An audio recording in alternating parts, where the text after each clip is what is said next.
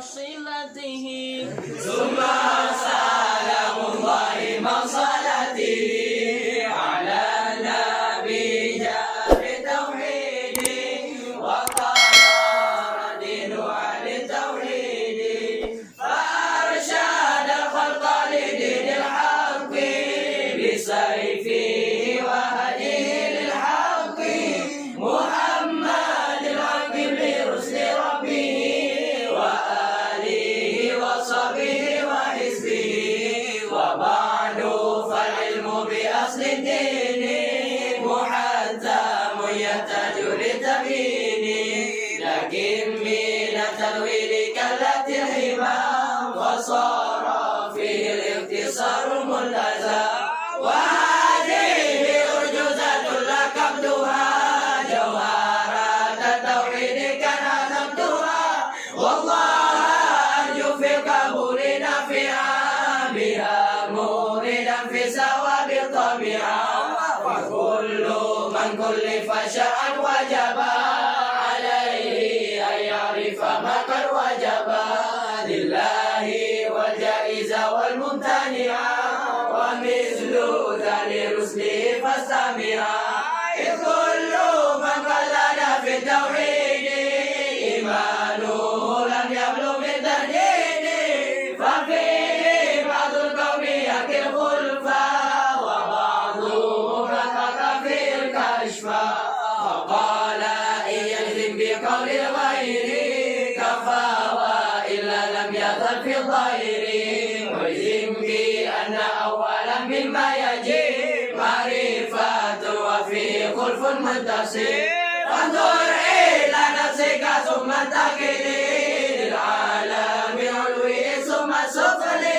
تجد به صنعا بديع الحكم لكن به كما دليل العدم وكل ما جاز عليه العدم عليه فلن يستحيل القدم وفسر الإيمان بالتصديق والنطق فيه خلف بالتحقيق وقيل شطر كالعمل وقيل بل شطر والإسلام اشرحنا بالأمان مثال هذا الحج والصلاة كذا الصيام فطر والزكاة ورجح زيادة الإيمان بما تزيد طاعة الإنسان ونقصه بنقصها وقيل لا قل فكذاك النكلا فواجب له الوجود والقدام كذا بقاء لا يشاب بالأدم وأنه لما ينال العدم مخالف برهان هذا القدم قيامه بنفس ودنيا منزل وصفه ثانيا أرض أو شبه شريك مطلقا ووالد كذا الولد والأصدقاء وقدرات إرادة وغيرها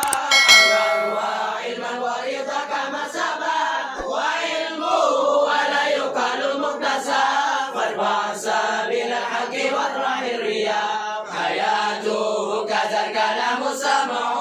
ثم البصر بزيادة سمعه فالله إدراك أو لا خلف وعند قوم صحفه وغفو عين عالم قدير مريد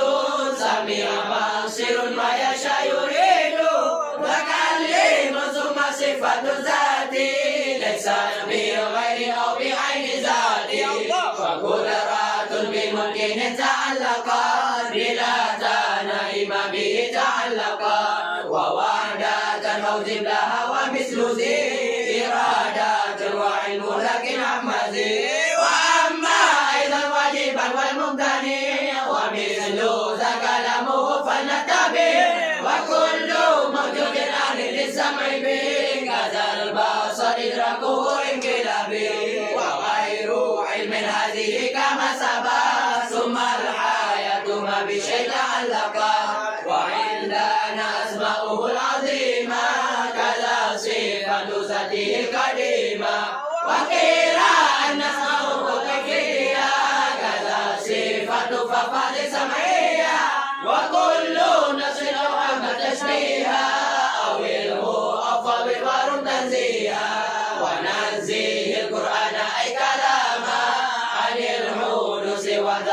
والاستقامة وكل نص للحدوث دل إمل على اللفظ الذي قد دل ويستاهل ضد صفاته في حقه كالكون في الجهات وجائز في حقه ما أمكنا إيجادا عند من كان في الغنى فقال لكل أمره ومامل موافق لمن أراد أن يصير وخالد لمن أراد بده ومنجز لمن أراد وده فذو الساعد عنده في الأزل كذا الشقي ثم لم ينتقل وإن كان للعبد كسب كلف به ولكن لم يؤثر فرفا فليس مجبورا ولا اختيارا وليس كل يفعل خيارا وإن يوصف فبمثل الفضل وإن يعذب فبمثل العدل وقوله من صلح واجب عليه زر ما عليه واجب ألم ير إلى ما هو الأطفال وشبهها فهذه البهالا وجائز عليه قلب الشر وغيره كالإسلام ذا الظهر وواجب الإيمان بالقدر وبالقضاء كما أتى في الخبر ومنه أن يزرع بالأبصار لكن بلا كيف ولا نصار للمؤمنين إذ جائز اللقاء هذا وللمختار دنيا ثبتا ومنه إرسال جميع الرسل فلا وجوب بل بماضي الفضل لكن بذا إيماننا قد وجب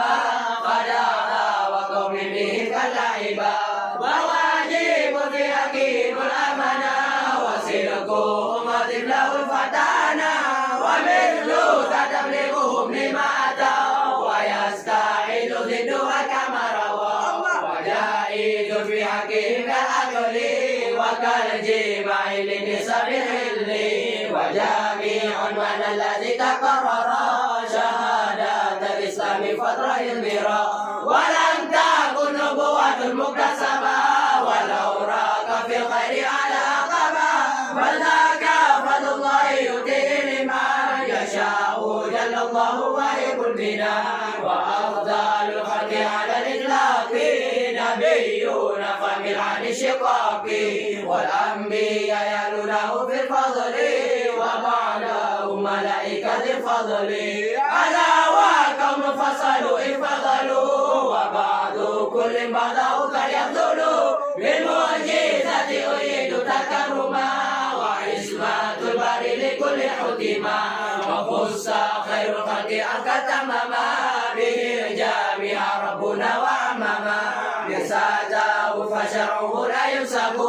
بغيره هذا الزمن ينسخ ونذكر لشريعه وقاعد من آتانا الله له منا ونصاب لشرعه بالبعض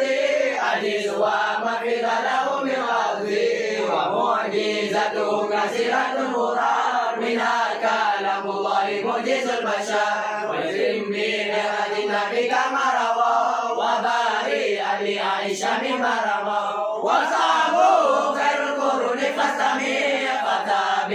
فتابع لمن تبع وخيرهم من ولي الخلافة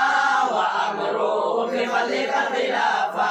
يليهم قوم كرام بررا عدتهم ست تمام العشرة فأهل بر العظيم الشان فأهل أولي بيعة الرضوان والسابقون فضلهم نصروا فذاوى في تعينهم قد ابتلي وأول التشجر الذي وراد المصطفى وثاني دع الحسن ومالك وسائر الأئمة كذا أبو قاسم ضد الأمة وواجب تبليغ خبر منهم